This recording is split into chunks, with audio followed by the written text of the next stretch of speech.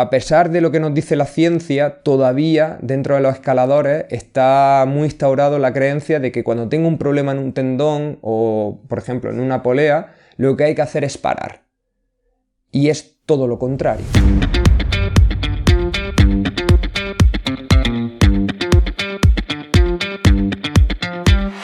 Bienvenido a Rock and Joy, donde disfrutas de la escalada más allá del deporte. Rock and Joy, tu podcast de escalada, en el que hablamos de cómo sacarle más partido a tu actividad favorita, para todos los amantes del mundo vertical.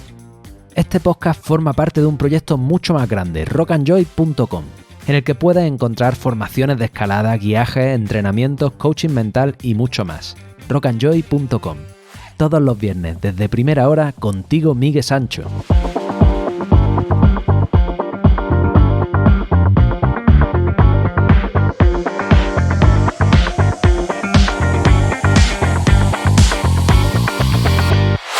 Muy buenas, te doy la bienvenida un viernes más, una semana más a Rock and Joy. Ese compi que calienta en la vía que quieres hacer en tu proyecto y te la deja montadita, con alargue y te cepilla los cantos. Rock and Joy, tu podcast de escalada. Hoy traigo la segunda parte de esa charla que tan buena acogida ha tenido. Con Dani hablamos de una revolución, de un cambio total de paradigma en tu relación con tu cuerpo y las lesiones. En la primera parte de la entrevista sentamos las bases de lo que supone una terapia de readaptación deportiva y ahora vamos a ahondar en el dolor, en cómo está más o menos relacionado con una lesión y cómo gracias a estos nuevos enfoques puedes tener un cambio radical en tu escalada y tu vida sin dejar de hacer todo lo que más te gusta. Además, profundizamos en los errores comunes que cometen la mayoría de escaladores que acaban visitando el taller biomecánico, el fisio. En un momentito vamos con Dani, pero ahora quiero hacerte un anuncio que estoy muy contento de poder hacer. Por fin tengo fechas para la primera experiencia Desata tu Potencial en la Roca de este año. Y además está confirmado, será en Semana Santa del 14 al 17 de abril en Granada y ya tenemos 5 participantes de 8. Si quieres apuntarte a una de las 3 plazas que quedan disponibles, entra en rockandjoy.com y ahí tienes toda la información, un formulario para que te llame y conocerte y testimonios de los escaladores fanáticos de ediciones anteriores. Si quieres darle un buen empujón a tu escalada en roca, aprender a escalar vías más exigentes, disfrutando más, volando sin estrés, esta es tu transformación. Ya sabes, en Granada, en Semana Santa, del 14 al 17 de abril, del Jueves Santo al domingo, tienes una cita con tu escalada. Si quieres una de las 3 plazas que quedan, entra en rockandjoy.com y rellena el formulario. Nada más, te dejo con Dani.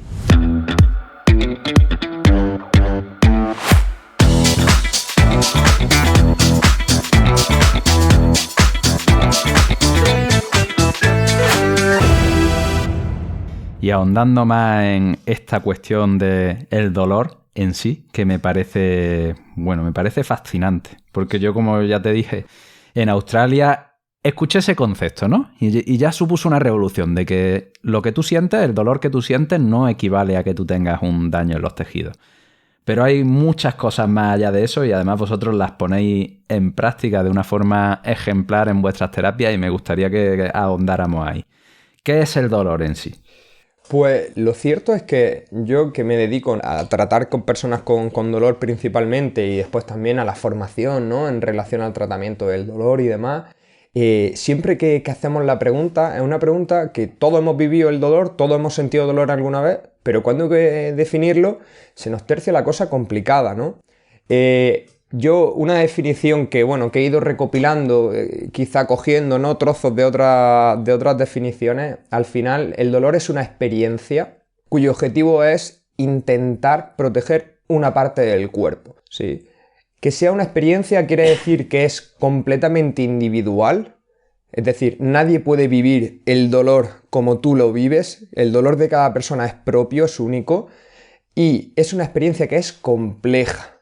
¿Qué quiere decir que sea compleja? Que está influida por la relación de muchísimos factores que están relacionados con la parte mecánica, factores que están relacionados, por supuesto, también con el estado de los tejidos, pero hay muchos más factores que influyen, factores que están relacionados, por ejemplo, con la parte psicológica, factores que están relacionados con el estatus social de la persona, el estado laboral, inquietudes, creencias, experiencias previas, miedos, temores. Todo eso influye sobre la experiencia de dolor, con lo cual nos damos cuenta de que para hacer un tratamiento de una persona que sufre de dolor, sobre todo cuando es persistente, no podemos tener solamente en cuenta una variable, que en tu caso era, ¿no?, el estado de la articulación en la espalda, de las diversas articulaciones, sino que había que tener en cuenta pues que en Miguel había muchas más cosas que influían. Oye, ¿dónde estás viviendo? ¿Cuánto trabajas? ¿Cuál es la alimentación que llevas? Si te encuentras o no bien cuando te levantas por la mañana, la parte del descanso,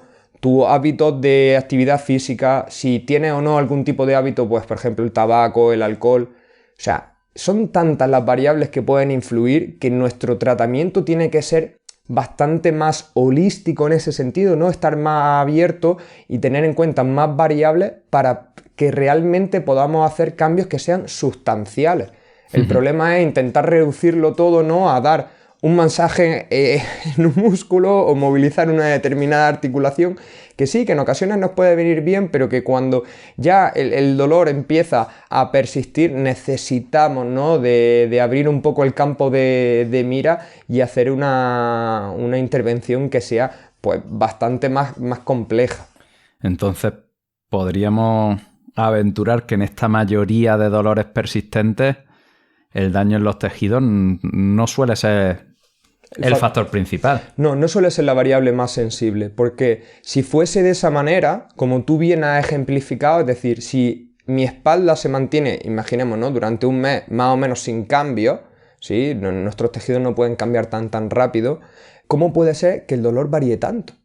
Es decir, ¿cómo puede ser que haya situaciones en las que me encuentro muy bien y situaciones en las que me encuentro realmente mal? Si en tan poco tiempo mis tejidos no pueden cambiar, porque todo el mundo sabe, ¿no?, que por ejemplo para poder aumentar la masa muscular pues no necesitas ni un día ni dos, ni un mes ni dos, necesitas bastante más. Entonces todos los cambios en los tejidos conllevan su tiempo. Sin embargo, la intensidad del dolor o cómo va fluctuando se da de forma mucho más rápida, y eso ya nos empieza a indicar que quizá haya otras variables más sensibles, ¿sí?, que puedan hacer que tu estado de dolor fluctúe. Y ahí es donde entramos un poco, yo creo que los profesionales, ¿no?, a orientar a la persona en simplemente transmitirle el hecho de que hay más factores que únicamente lo que pone en la resonancia, que pueden influir en su estado y sobre todo que puede cambiar la persona. Que esa yo creo que también es otro de los puntos principales. Nosotros no tenemos tanta capacidad de cambiar los tejidos de nuestro cuerpo a corto plazo, pero sí que podemos hacer una gran cantidad de intervenciones para cambiar otros factores. Dani, aquí voy a contar otro caso clínico y como soy el protagonista, pues no tenemos ningún tipo de acuerdo de confidencialidad ni tenemos que llamarlo Pepe Paco. El año pasado, cuando yo terminé el TD2, mis exámenes del TD2, que saqué el título de guía de escalada, pues yo me lo tomé muy en serio. Y aparte de que la temporada de exámenes fue bastante larga porque había mal tiempo y hubo partes que tuvimos que repetir, etcétera, etcétera, yo todos los días que tenía de descanso eran días en los que yo me iba a prepararme y a hacer alguna actividad que fuera del mismo perfil que el propio examen. Y eso indicaba también que yo no tenía tiempo físico para entrenar, entonces me tiré unos cuantos meses en los que básicamente todos los días hacía alguna vía de largos de escalada clásica. Estos los que nos están escuchando, la mayoría sabrán de qué va. Y básicamente eran actividades en las que tenía un cierto pateo con peso de 1 a 2 horas para llegar a la actividad. Luego tenía un montón de escalada sencilla para mí a nivel de movimiento, pero un poco estresante a nivel de compromiso, y que incluía una serie de movimientos cíclicos a la hora de recuperar cuerdas, sobre todo cuando estaba yendo con amigos míos que con su gracia y su buen ánimo se prestaron a servir de conejillo de indias para mí, pero ellos querían que les llevara siempre la cuerda un poquito tensa, porque estaban escalando cosas que a lo mejor eran difíciles para ellos, ¿no? Entonces tenía un movimiento muy cíclico en el que yo cogía con una mano la cuerda y tiraba de ella, y con la otra mano a la vez estiraba del otro lado de la cuerda para poder tensarle la cuerda a través de un cacharrito que poníamos en la pared que se llama reverso. Pues es un gesto que es un poco demandante para los hombros, y es un gesto que cuando lo haces una vez es sencillo, pero que es un gesto que si repites 400 veces a lo largo de cada día durante 4 o 5 días a la semana, 2 meses seguidos, pues da a ser un poco de por culo. Y sí, el que sea guía de escalada lo sabrá. Pues yo acabé esta temporada de exámenes, aprobé y mira tú qué cosa. al día siguiente de aprobar me empezó a doler el hombro. Oye, durante todos esos días previos no me dolía, pero al día siguiente me empezó a doler el hombro. Me empezó a doler el hombro mucho. Y me empezó a doler el hombro en reposo. Pero es que dije, bueno, ya está. Ya había una pequeña sobrecarga. Esto se irá pasando. Yo sigo haciendo mis cosas. Descansé un par de días porque me lo pedía el cuerpo y luego fui a escalar y escalando no me molestaba, pero después de escalar me empezó a molestar más. Y algo así como al cuarto o quinto día, el peso de mi brazo hacía que yo viera las estrellas. Y entonces aquí pues fui a verte, me dijiste, la verdad que estaría bien tener una imagen para ver si hay ahí algún daño importante en los tejidos. Bueno, fui a urgencia, en urgencia, lo propio de urgencia. No me hicieron una resonancia, pero bueno, me hicieron una radiografía y no había ningún tipo de daño que se viera en esa prueba. Me mandaron para casa, me pusieron un cabestrillo y yo me pagué de mi bolsillo una resonancia para hacerla a los 2 o 3 días y en la resonancia no salió nada relevante. O sea, sí que había una pequeña inflamación de los tejidos de uno de los tendones que pasaba en el hombro y había una pequeña calcificación que, por cierto, si alguien ha leído algún paper sobre los hombros de las personas que trabajamos con cargas por encima de la cabeza, es algo perfectamente normal. Y, en fin, que no había nada que explicara ese dolor tan salvaje que no me permitía mover el brazo. O sea, que ya me lo había inmovilizado en un cabestrillo. Y el caso es que, además, esto es un caso que documentaste, pero a mí me pareció como hulu, ¿no? O sea, yo fui de repente a Dani con mi resonancia, hizo magia y salí de allí y podía mover el hombro. No se me quitó el dolor totalmente, pero pasé de tener la mano en cabestrillo a tener una movilidad, digamos que del 80% en una sesión. Y lo que hiciste allí, Dani, fue primero empezar a tocarme el hombro. Tenía los ojos tapados y me tocaba el hombro con diferentes texturas. Y luego íbamos discriminando a ver si yo era capaz de identificar qué texturas me estabas tocando. Hicimos lo mismo con unos pinchitos para ver cuántos pinchitos tenía en la piel. Y luego acabamos trabajando con unas gafas que me alteraban la visión del lado izquierdo al derecho. Entonces yo veía mi hombro sano en el lado no sano y viceversa. Y aparte de lo difícil que es mentalmente procesar todo esto, pues bueno, haciendo esta serie de ejercicios que también poco tienen que ver a priori con lo que hemos estado hablando de coger grandes cargas y tal, en una puñetera hora pasé de tener un dolor brutal que no me permitía mover el hombro nada, a tener una movilidad casi completa y una molestia importante. ¿De qué va esto, tío? O sea, cualquiera que esté escuchando el podcast va a decir qué fisio más raro, ¿no? Qué cosas le ha hecho a Miguel. Pero sí que es cierto que cuando me visitó Miguel en esa ocasión, un fisioterapeuta, lo primero que tiene que hacer cuando ve que la historia natural del dolor, ¿no? De lo que me contaba Miguel, pues mira, he terminado los exámenes, he empezado a tener dolor, han pasado unos cuantos días, he estado en reposo, el dolor no ha ido a mejor, sino todo lo contrario, a peor, y ya ha llegado un momento en el cual simplemente mantener el brazo colgando me hace ver las estrellas. Cuando nosotros encontramos ese tipo de situaciones, lo primero que hacemos es derivar, ¿no?, a un centro médico para que hagan las pruebas necesarias para descartar patología grave. Y una vez Miguel pasaron ese tiempo, que no sé si fueron como 3-4 días, vino a la clínica, descartada la patología grave, nosotros nos ponemos a trabajar. ¿Qué trabajamos? Pues la verdad que trabajamos cosas muy diversas. Como has dicho, nos metimos en el mundo de la mejora de la sensibilidad, reconociendo texturas, reconociendo puntos, ¿no?, con esos pinchitos. Porque nuestro cuerpo, cuando estamos en un proceso de dolor tan intenso, ¿no?, que nosotros hablamos del dolor como una alarma, cuando la alarma suena tan fuerte, tenemos que empezar muy poquito a poco a darle información al cuerpo de que nada malo está pasando y no es necesario tener ni la alarma tan fuerte ni todo el rato encendida. Entonces, uno de los trabajos que solemos hacer nosotros es ese trabajo más sensorial, más discriminativo, haciéndolo con las texturas, haciéndolo con puntitos, porque Ya cuando vimos a Miguel, simplemente el roce de la camiseta le era muy desagradable, muy molesto, y empezamos a hacer una pequeña exposición, ¿no? Frente a diferentes texturas, pues más suaves, poquito a poco más rugosas, poquito a poco ya unas que son como más parecidas a un trapo, ¿no? O algo más, podríamos decir, algo más incómodo o molesto. Y fue genial, fue mejorando muchísimo su sensibilidad. Conforme vamos observando que Miguel va mejorando, empezamos a incluir otro tipo de trabajo. En este caso, muy centrado en la parte visual. Para los humanos, la información visual es principal para determinar cómo estamos. O sea, cuando uno se da un golpe, lo primero que hace es mirar a dónde se ha dado el golpe para evaluar qué ha podido pasar. Bueno, pues cuando uno tiene dolor, nuestro cuerpo, nuestro sistema hace muchísimo caso a la información que proviene del apartado visual. Y nosotros utilizamos ese mecanismo de protección natural para un poco decirle al cuerpo de que hemos hecho pruebas y no pasa nada en ese brazo, es decir, no hay ninguna patología grave. De ahí que aplicamos lo que se conoce como terapia espejo, que Miguel la ha explicado muy bien, y es que lo que hacemos es, a través de una aplicación, con el teléfono, invertimos la imagen, con lo cual, cuando él movía el brazo derecho, veía que se movía el izquierdo, y viceversa.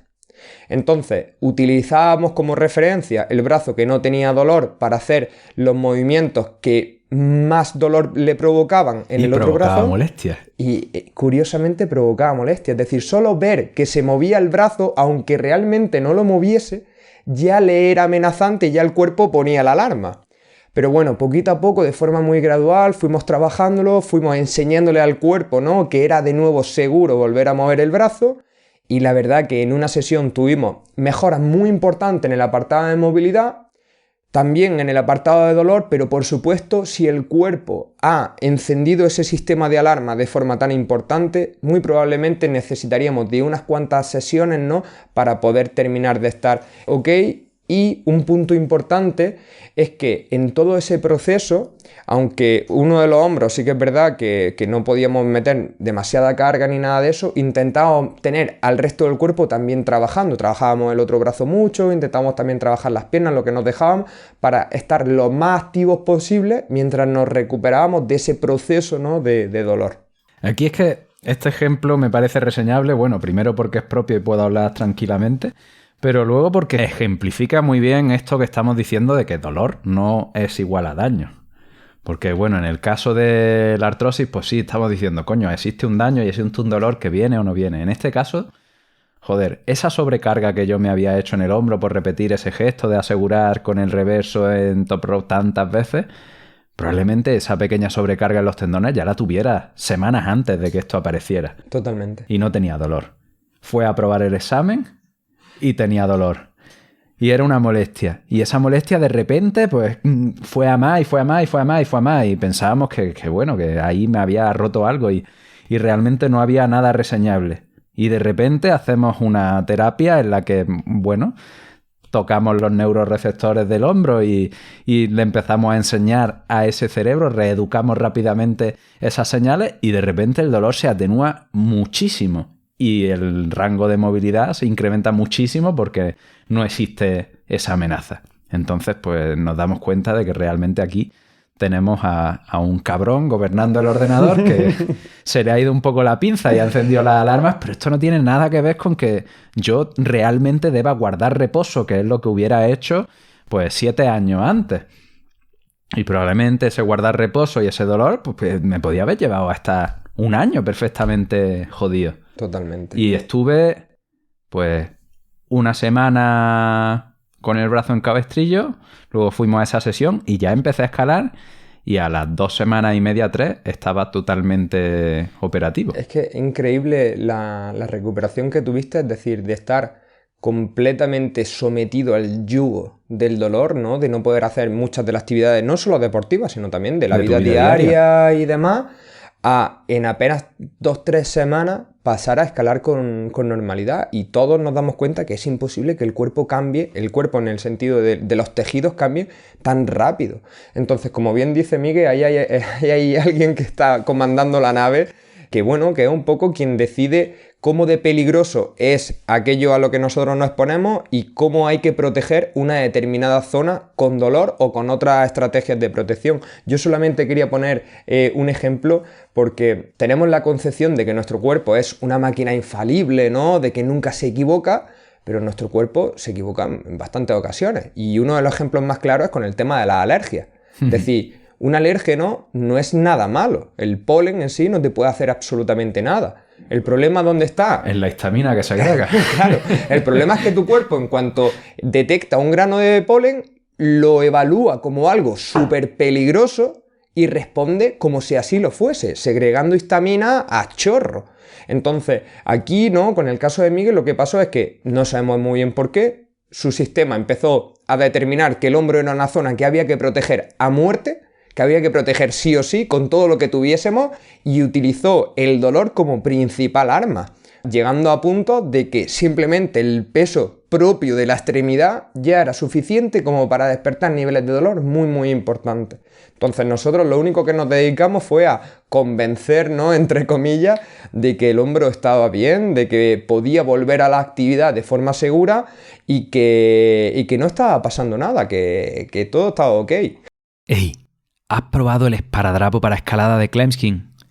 Yo he tenido la suerte de recibir unas muestras y la verdad es que estoy encantado, de verdad. Cuando haces las cosas bien, sigues un buen entrenamiento y un buen descanso y llegas a la roca a tope. Para mí es usual que me queden fuerzas para seguir escalando y que a veces la piel no pueda aguantar más. Y es aquí donde el Clemsking Finger Tape marca la diferencia. Siempre es molesto tener que vendarse un dedo, se pierde sensibilidad y movilidad. Al final estás escalando con un capuchón que en el mejor de los casos no se te mueve y no resta mucho. Pero este esparadrapo es diferente, es finito, es flexible y pega bien sin dejarte residuos. No es como escalar con tu callo ahí bien hecho, pero tengo que decirte que está a kilómetros del esparadrapo de fisioterapeuta que venía usando los últimos años. Ahora un vendaje en una yema no significa no poder encadenar. ¿A qué esperas para probarlo tú también? En Clemsking hemos dejado un código de descuento para que puedas adquirir sus productos con un 10% de forma un poquito más baratita para los oyentes del programa. Puedes entrar en clemsking.com y poner el código JOY, J-O-Y en el checkout, para llevarte este descuento. Y ahora seguimos con Dani. A mí me parece curioso el paralelismo que tiene esto, Dani, con el tema del miedo. Sí.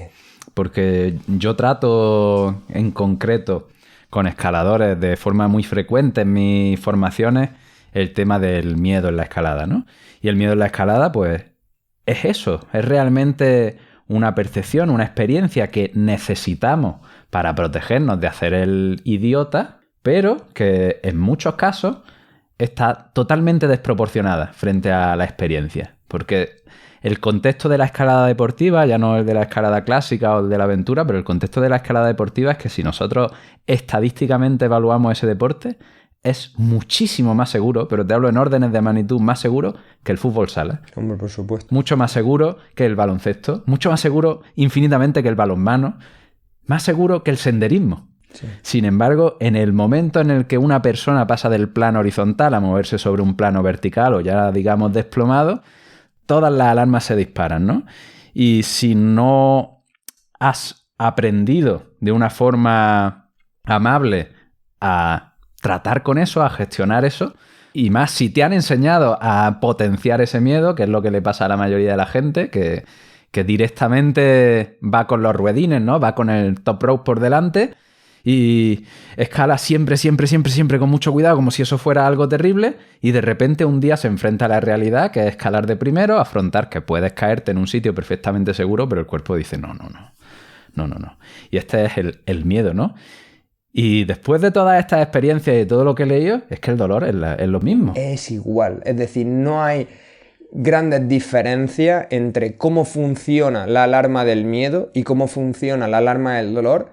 Quizá lo único que nos ayude a diferenciarla un poco es que quizá el miedo está más relacionado con una amenaza potencial, ¿sí? Algo que puede ocurrir, y el dolor puede estar relacionado con una amenaza potencial, pero también con una amenaza real. Entonces, el miedo y el dolor están altamente relacionados, y yo creo que una de las claves, como tú ya has empezado un poco a decir, está en su relación con el aprendizaje. Es decir, el tener miedo a ciertos estímulos, ciertas situaciones, nos ha llevado a aprender y a sobrevivir. Lo mismo con el dolor, o sea, tienen un componente, ¿no?, evolutivo necesario de supervivencia, de aprendizaje. El problema dónde está cuando realmente la respuesta del dolor o la respuesta del miedo es completamente desproporcionada frente a el estímulo o la situación que está viviendo la persona. Y ahí es donde está el problema, pero el problema en sí no es del dolor y del miedo, es de cómo se da, en qué magnitud se da, como muy bien has dicho, y están muy relacionadas, muy relacionadas. Me parece fascinante, Dani, y me parece fascinante también, bueno, ya si nos ponemos así un poco místicos, que bueno, hayamos llegado de forma paralela a estar trabajando y mirando las cosas desde unos aspectos diferentes, pero llegando a las mismas conclusiones. En fin, me parece una charla fantástica, Dani. Para darle un poco más de especificidad dentro de la escalada, sé que has tratado con varios escaladores de por sí, aparte de mí, y que además has colaborado con Iris Matamoros y le estuviste dando clases sobre readaptación deportiva. ¿Qué es lo que ves comúnmente entre los escaladores que acuden a ti? Yo creo que una de las cosas que más vemos es que todavía falta mucho por trabajar dentro de la cultura de la escalada, el hecho de que hay que prepararse físicamente para escalar, independientemente del tipo de escalada que hagas, que tendrá pues bueno sus características. Deben de hacer más trabajo de preparación, más trabajo de fuerza, más trabajo de movilidad, no solo de tracciones, también hay que hacer empujes, también hay que hacer trabajo de piernas, por supuesto. Las piernas existen. Sí, las piernas existen, también hay que trabajar. Y sobre todo para intentar mantener el mejor estado de salud. Entonces, esa es una de las cosas principales que vemos. Después, por otro lado, cosas que vemos es que quizá el control de la carga no se hace de la forma tan específica que debería de hacerse. Sí que es cierto que hay gente que está empezando a cambiar esto. Vosotros lo estáis haciendo, ¿no? Con Miguel, que me parece un trabajo estupendo el que hacéis, pero creo que debe de intentar tenerse un poco más de control sobre la frecuencia con la que uno va a escalar, el tipo de vía que hace, si hace o no desplome, el grado por supuesto, los tiempos que pasan, la frecuencia, descanso. Todo eso debería de tenerse un poquito más en cuenta y no ir tan a la ligera, ¿no? Bueno, vamos a probar a ver qué pasa, sino tener un poco más el plan controlado. Y después, en cuanto a lesiones, pues bueno, principalmente lesiones relacionadas con el apartado tendinoso, es lo que más se ve. Y que a pesar de lo que nos dice la ciencia, todavía dentro de los escaladores está muy instaurado la creencia de que cuando tengo un problema en un tendón o, por ejemplo, en una polea, lo que hay que hacer es parar. Y es todo lo contrario. Es decir, tanto el tendón como las poleas, si no hay un mínimo de estímulo mecánico, no se van a poner esas células a trabajar y la recuperación se va a ver muy mermada. Entonces, nosotros ahí tenemos que hacer una labor pedagógica importante de decir, oye, sí, esta es la lesión que tienes, muy probablemente se acompañe o no de dolor, pero para que te recuperes hay que mantener un mínimo trabajo, porque si no es que a tu cuerpo, más que facilitar, le está entorpeciendo el proceso de curación. Entonces eso sería un poco lo más reseñable, ¿no?, que he visto con los escaladores. Bueno, yo lo comparto, Dani? O sea, se nota que has trabajado con gente real. Porque si yo me quedo con algo también, después de todo lo que he aprendido, de lo que estamos aplicando con Miguel Barrio, etcétera, es que sí, por una parte nos falta acondicionamiento de base a la mayoría, sí, porque hay gente que viene de otros deportes y viene súper bien acondicionada y con esa gente pues podemos hacer un trabajo más específico. Pero te diría que la mayoría carecemos de acondicionamiento de base, sobre todo en el apartado de las piernas y del core, glúteo, etcétera. Eso es una pasada, lo mal que solemos ir y lo poco que nos damos cuenta. Y por otra parte, que la mayoría de los escaladores que vienen a entrenar con nosotros y que ya han entrenado previamente, están sobreentrenados. Y entonces tenemos ahí un apartado de educación de decirle, oye, lo que te hace falta no es parar, es descansar. Claro, que es distinto. Que es distinto. O sea, no puedes meter esta carga tan salvaje y pretender que luego va a rendir. Y pretender que además haya crecimiento, ¿no? Porque el crecimiento surge en esos periodos de reposo entre estímulos. Y eso, sí, los escaladores lo tenemos como cultura mal. el no pain, no gain sigue por ahí. Y los entrenamientos de 4 o 5 horas siguen por ahí. Y he ido a hacer una sesión de bloque con mis colegas y eso no pasa nada. Y te estás metiendo un esfuerzo neural brutal que ni te estás dando cuenta, pero luego dices, joder, es que al día siguiente no me canteo. Claro, es que sí, que no te petaste el antebrazo y por eso piensas que no has hecho nada, ¿no? Claro. Por otra parte, el tema de la alimentación en el sector, pues lo llevamos mucho más jodido que en otros deportes, por cómo es, ¿no? Pero se ve muchísima gente, yo soy el primero, que no nos llevamos nada de comer y estamos 8 horas pretendiendo tener un rendimiento alto y... En fin, ese tipo de burradas, pero me quedo también con la otra parte de la película. O sea, tenemos muchas lesiones leves por sobrecarga, es lo que se tiene en nuestro deporte, y la cultura general es decir, uy, me duele, paro.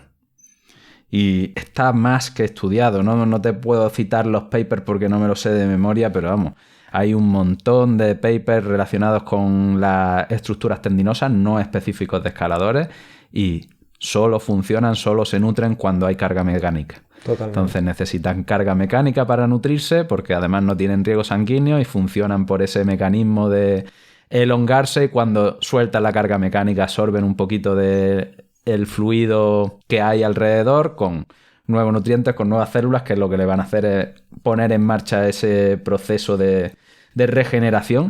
Y esto, pues, en la medida de lo posible, el que escucha este podcast, yo voy picando piedra para que esto quede claro. Y con esto quiero reiterar una y otra vez que eso no quiere decir que tú te lleves el proceso de recuperación por tú mismo sin hacer caso a nadie. O sea, si te duele algo, pues coño, acude a alguien que sepa del asunto, haz las imágenes pertinentes. Si puedes ir a alguien que conozca tu deporte, muchísimo mejor. Y en base a eso empieza tu periodo de adaptación, pero no hay que pensar, uy, me duele esto, paro. Esa es la creencia que tenemos que desechar totalmente. Y la segunda creencia es, uy, me duele esto, significa que me he hecho algo. Puede ser que sí, puede ser que no. Puedes tener los casos de que te duela y te hayas hecho, te duela y no te hayas hecho, no te duela y te lo hayas hecho. O sea, todos existen. Puedes tener un daño en los tejidos del copón y tú funciona perfectamente. Totalmente. Ahí me gusta mucho que, bueno, Arturo Goicoechea, ¿no? Un neurólogo español que tú conoces porque hemos hablado alguna vez de él y demás. Él estuve trabajando con su hija, que fue lo más curioso, vamos. ¿Sí? Vino a una formación mía. Qué curioso. Pues Arturo habla muy claro, o sea, no sé si es porque también quizá el carácter del norte se nota también al hablar, pero él dice que hay dos tipos de dolor, ¿no? Dolor con daño y dolor sin daño.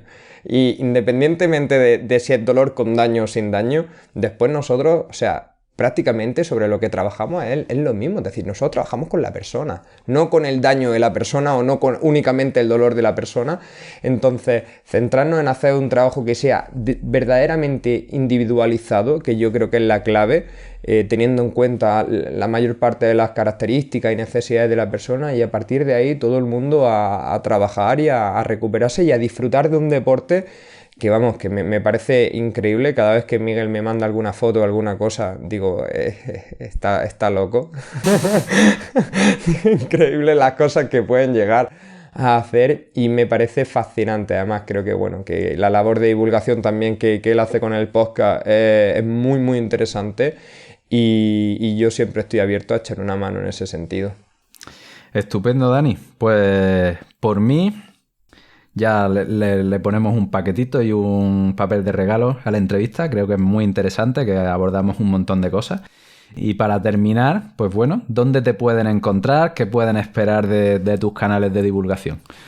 Para encontrarme como fisioterapeuta, solo trabajo en BIOS, aquí en Granada, pero bueno, hacemos trabajo tanto presencial como online.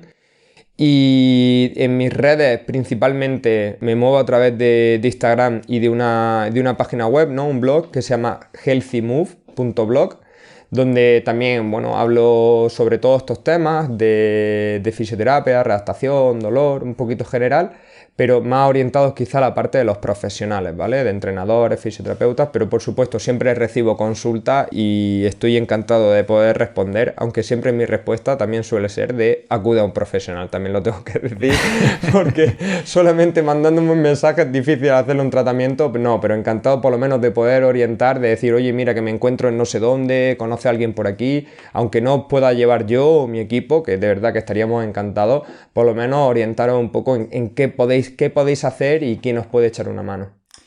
Estupendísimo. Dani, pues yo aquí es donde suelo preguntar que cuál es la vía con la que te quedas de todas las que has hecho, pero en tu caso la pregunta es ¿cuándo leches te vas a venir conmigo a subirte por las paredes? Pues lo cierto es que llevo tiempo hablando con mis chicas de probar la escalada. Yo en ese sentido soy un completo neófito. No he ido nunca a escalar, pero tengo que decir que mi padre se dedicó a poner rocódromo.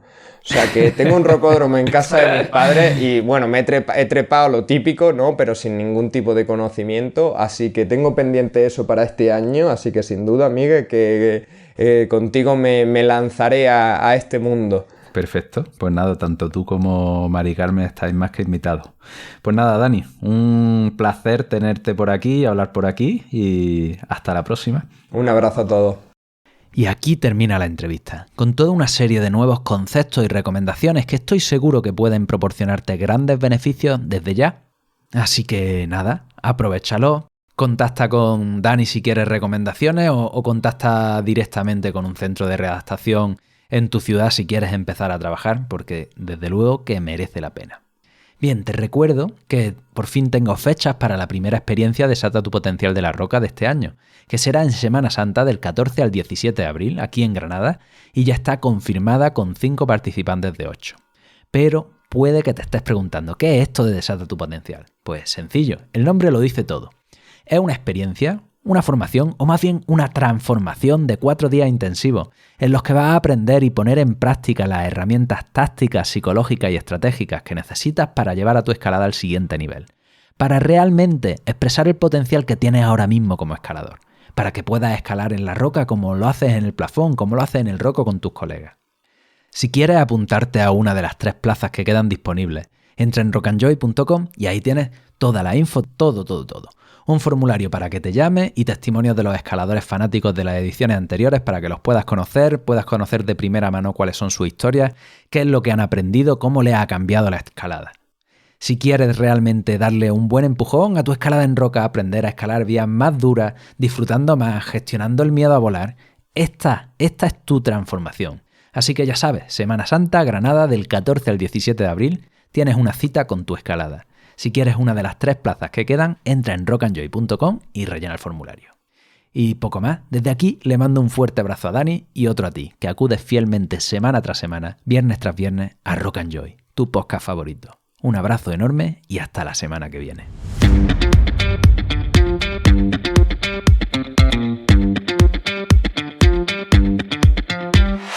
¿Te ha gustado este episodio?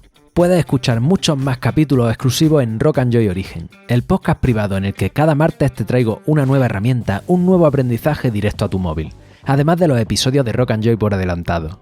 Puedes entrar por menos de lo que te cuesta la tapa de después de escalar en origen.rockandjoy.com, origen.rockandjoy.com. Para terminar, ya lo sabes, escala, explora, disfruta, atrévete, diviértete y no la pierdas. No pierdas la mentalidad del principiante.